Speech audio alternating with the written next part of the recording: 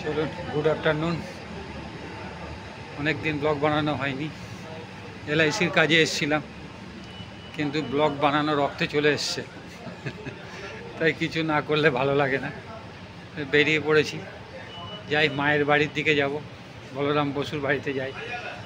কোনো কিছু ঠিক করা না থাকলে এটাই হয়, তাহলে কোথাও না যেতে পারলাম তো মার কাছে তো যাওয়া যেতে পারে।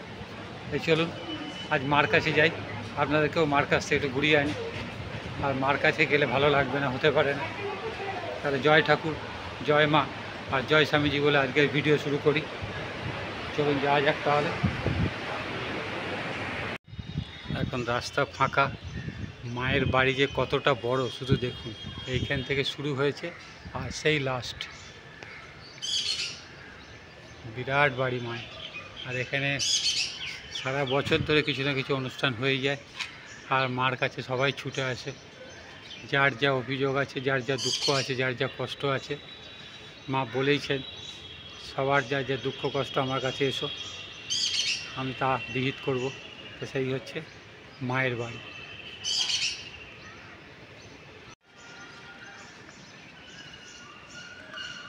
এখন ফাঁকা আছে রাস্তা, লোকজন কম, তাই আপনাদের পরিষ্কার দেখাতে পাচ্ছি যে কত বড় বাড়ি মায়ের।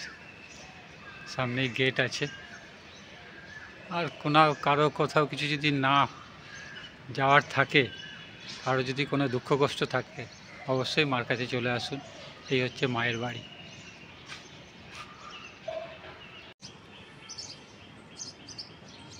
এই হচ্ছে মায়ের বাড়ির গেট। এপ্রিল থেকে সেপ্টেম্বর সকাল 6টা থেকে 11টা, আর বিকেল 4টে থেকে রাত্রি 8টা পর্যন্ত। আর অক্টোবরে হচ্ছে সকাল 6টা থেকে 11টা। এই হচ্ছে মায়ের বাড়ির গেট। আর এইখানে মাতৃদর্শনের সময় কখন মার বাড়িতে আসবেন তার টাইম টেবিল দেওয়া আছে।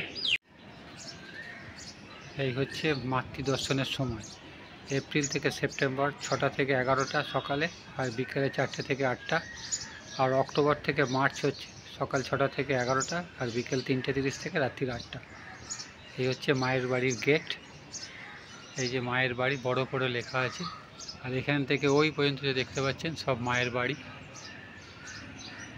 আর এদিকেও মায়ের বাড়ি। আর এই হচ্ছে মাদার্স হাউস লেখা আছে, দেখতে পাচ্ছি শ্রী শ্রী মায়ের বাড়ি। এই দেখুন, তাহলে চলে আসবে যখনই যার ইচ্ছা হবে মার কাছে। এই হচ্ছে বলরাম মন্দির।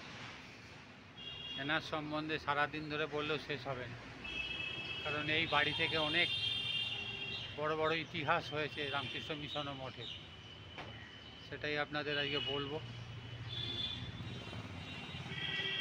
1897 সালের 1 মে এই বাড়িতেই স্বামী বিবেকানন্দ শ্রীরামকৃষ্ণ মিশন প্রতিষ্ঠা করেছিলেন। বলরাম মন্দির শ্রীরামকৃষ্ণ পরমহংসদেবের শিষ্য বলরাম বসুর বাড়ি ছিল। শ্রীরামকৃষ্ণ পরমহংসদেবের এই বাড়িতে তার কলকাতা নিবাসী ভক্তদের সঙ্গে দেখা করতে আসতেন। মা সারদা দেবী ও শ্রীরামকৃষ্ণ পরমহংসদেবের অন্যান্য শিষ্যরাও এই বাড়িতে বাস করেছেন। যে ঘরে শ্রীরামকৃষ্ণ পরমহংসদেব তার শিষ্যদের সঙ্গে দেখা করতেন সেটি এখন ঠাকুরঘর। মা সারদা দেবী যে ঘরে বাস করতেন সেই ঘরটিতে একটি সিংহাসনে মা সারদা দেবীর ফটো রেখে পুজো করা হয়। বলরাম মন্দিরে আরও একটি ঠাকুরঘর আছে। এখানে বলরাম বসুদের পারিবারিক গৃহদেবতা জগন্নাথ, বলরাম ও সুভদ্রার পূজা হয়। বলরাম মন্দিরের বারান্দায় একটি কাঠের ছোট রথ রক্ষিত আছে। এই রথে বলরাম মন্দিরের রথযাত্রা উৎসবের আয়োজন করা হয়। উক্ত রথটি ঠাকুর শ্রীরামকৃষ্ণ পরমহংসদেব টেনেছিলেন বলে জানা যায়।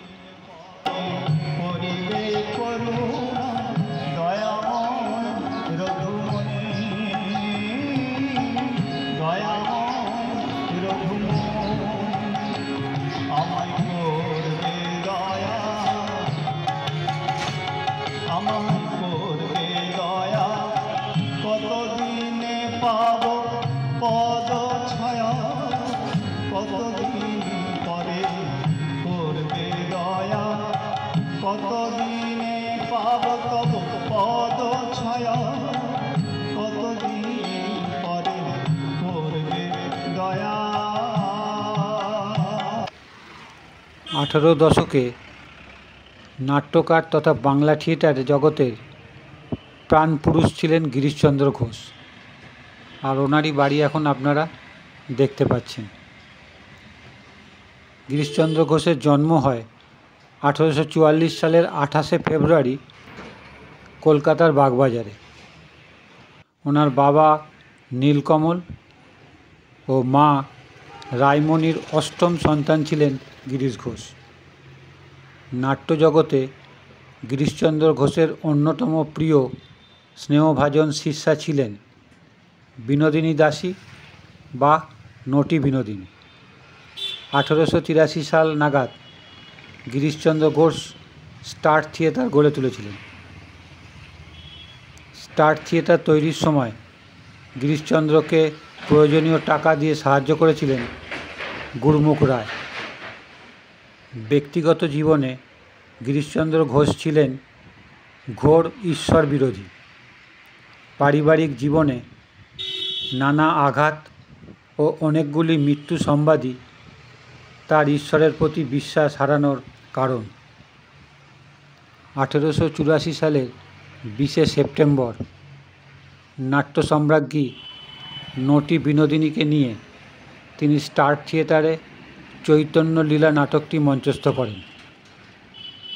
ঠাকুর শ্রীরামকৃষ্ণ স্বয়ং এই নাটক দেখতে এসেছিলেন। সেই প্রথম ঠাকুর শ্রীরামকৃষ্ণের সঙ্গে সাক্ষাৎ হয় গিরিশচন্দ্র ঘোষের।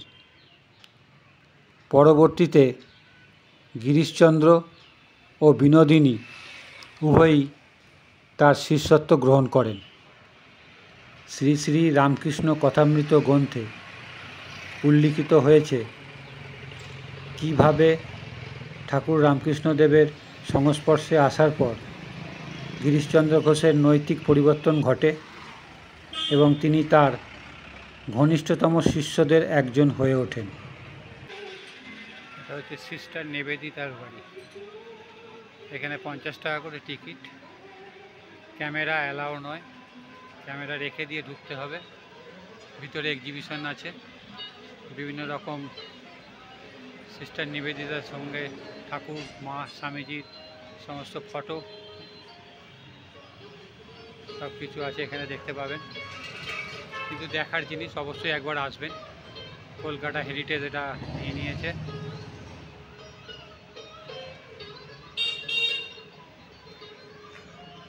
দেখুন, সিস্টার নিবেদিতা ছিলেন একজন অ্যাংলো আইরিশ বংশোদ্ভূত সমাজকর্মী, লেখিকা, শিক্ষিকা এবং স্বামী বিবেকানন্দের শিষ্যা। 1895 খ্রিস্টাব্দে লন্ডন শহরে তিনি স্বামী বিবেকানন্দের সাক্ষাৎ পান এবং 1898 খ্রিস্টাব্দে ভারতে চলে আসেন। একই বছর 25শে মার্চ তিনি ব্রহ্মচর্য গ্রহণ করেন। স্বামী বিবেকানন্দ তার নামকরণ করেন নিবেদিতা। মার কাছে যখন এসছি তখন একটু কুমারটুলিটা আপনাদের দেখাই। কুমারটুলিতে এখন কি চলছে, তার 4টার সময় খুলবে মায়ের এখানে। এখন কুমারটুলির অবস্থা এইরকম, ফাঁকা চারিদিকে, পুরো রাস্তা ফাঁকা, এদিকে রাস্তা ফাঁকা, কোনো কাজ নেই এখন। এগুলো সব হয়ে আছে টুকটাক।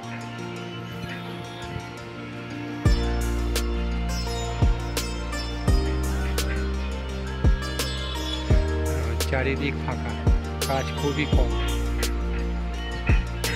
তার উপরে এত গরম, এত কষ্ট, গরমের মধ্যে কাজ করাও কষ্ট। তাই কুমারটুলির এখন অবস্থা এইরকম।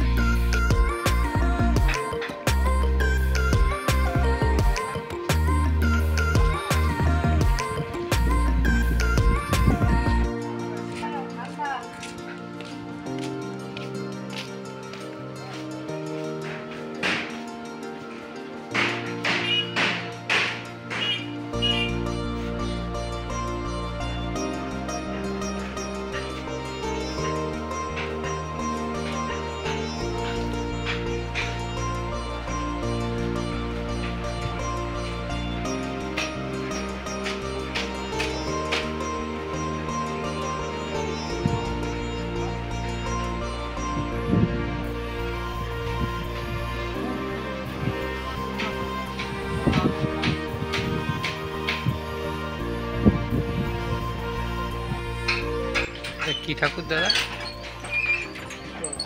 শীতলা না? শীতলা পুজো কবে আছে আবার? ও আচ্ছা, তাও তো ঠিক। হ্যাঁ, ঠিকই বলেছি। সবসময় চলে এটা।